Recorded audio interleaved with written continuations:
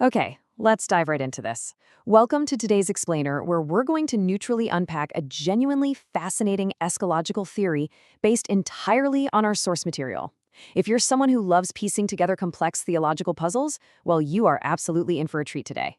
We are looking at a specific interpretation of biblical prophecy that really challenges the mainstream narratives and proposes a highly specific sequence of events for the end of days.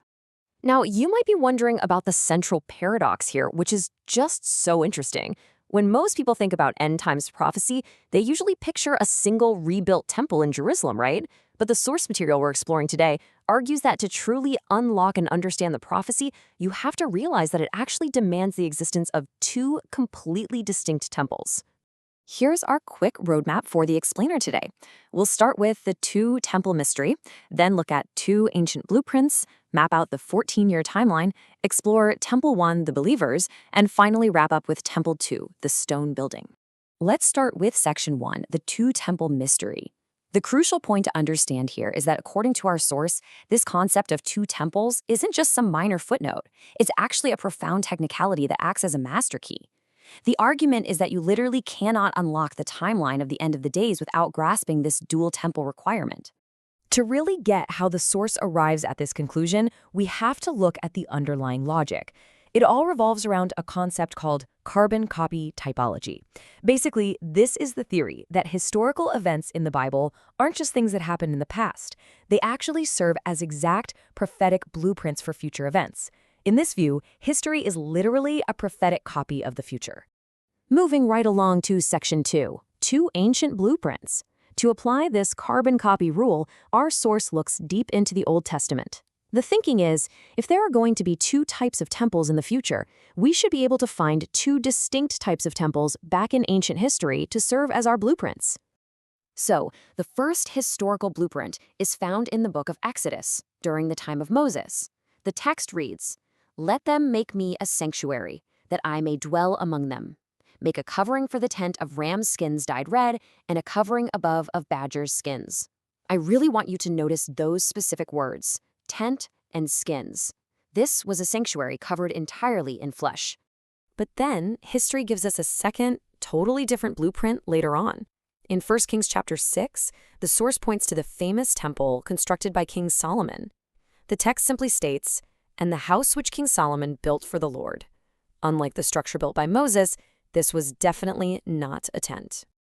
And this brilliantly illustrates the exact contrast the source wants us to see. Think about it.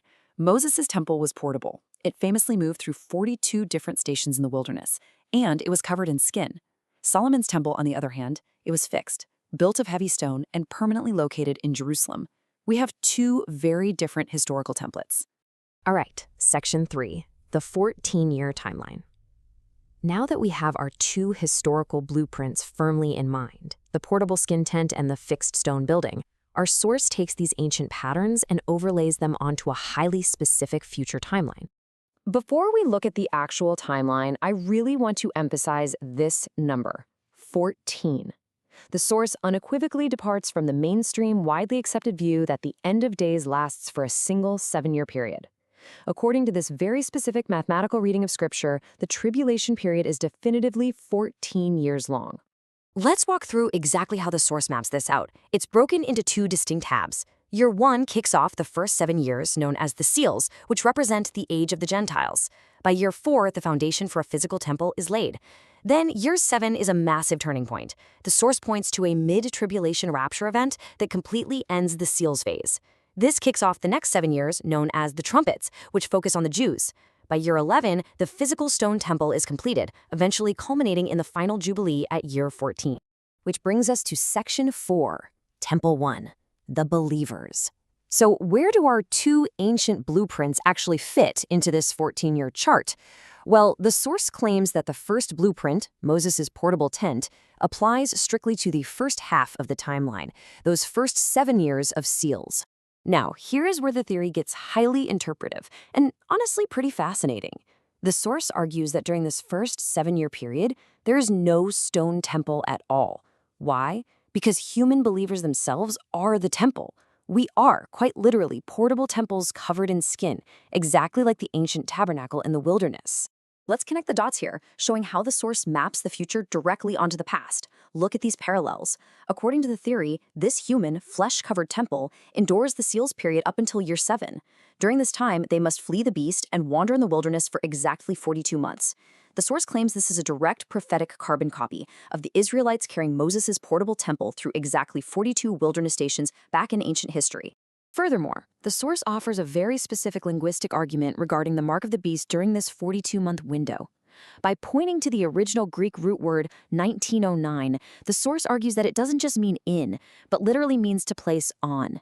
Therefore, the mark is an abomination placed directly on the living, breathing skin-covered temples, specifically on their right hand or forehead. Let's move forward and see how this builds into Section 5, Temple 2, the stone building. Because according to this timeline, the era of the human portable temple eventually has to come to an end, which requires that second historical blueprint to step in. So at year 7, the period of the seals officially concludes. The source states that this marks the definitive end of the Age of the Gentiles. At this exact midpoint, the prophetic focus shifts entirely away from the portable, flesh-covered temple of believers and pivots completely to the Jewish people and the blueprint of Solomon's physical stone temple. The source actually traces the construction of this second temple using literal mathematical details from 1 Kings chapter 6. Following that ancient text as a prophetic timeline, the source argues that the foundation of the end-time stone temple will be laid during the 4th year of the seals. It's then actively rebuilt during the first half of the trumpets period and finally completed exactly in the 11th year of the entire 14-year cycle. To back up the necessity of this physical stone building, the source points to a second abomination mentioned in the Gospel of Matthew. The text says, "When ye therefore shall see the abomination of desolation, stand in the holy place." The source argues that for something to literally stand in a holy place, there has to be a newly constructed physical structure already in existence by the second half of the timeline. And that brings us to the climax of the source's structural timeline. In the 11th year, which, remember, is midway through the 7-year trumpets phase, the physical stone temple is completed. It's at this exact moment that the beast occupies this newly finished second temple, fully realizing the second historical blueprint. So, by applying carbon copy typology, our source pieces together this fascinating 14-year timeline requiring first a portable temple of flesh, followed by a fixed temple of stone. It is a wildly interesting way of reading the text, regardless of your personal theological stance. And it leaves us with a pretty provocative thought based on the source's logic. If ancient history really is a prophetic blueprint, what other historical patterns might be playing out right in front of us today? Thanks for exploring this complex theory with me, and keep questioning those blueprints.